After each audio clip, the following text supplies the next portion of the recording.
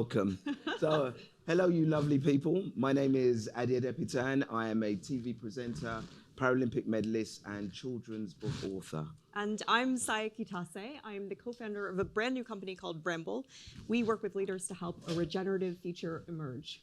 And we are honored to welcome you to the Global Inclusive Growth Summit, supported by the Mastercard Center for Inclusive Growth and the Aspen Institute, along with our media partner, DevX. Now, we're going to be your MCs for the day.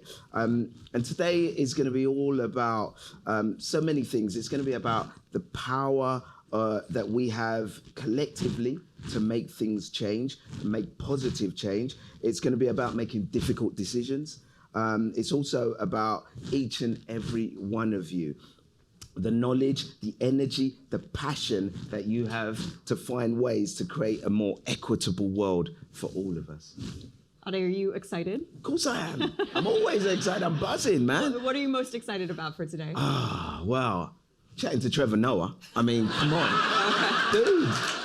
You know, I'm fanboying him, you know, that's seriously, chatting to Trevor Noah is going to be amazing. But also, you know, just gaining so much knowledge. I feel there's so much knowledge and so much passion in this room. So I'm here to learn, and I'm here to just like look at things like knowledge, get collaboration and action. Those are the things that I'm looking forward to.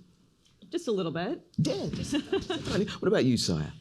You know what? I think I'm most excited to be back here in DC. I used to live on P and 3rd Street. Now, look at you playing to the home crowd. I know. Where are my people at?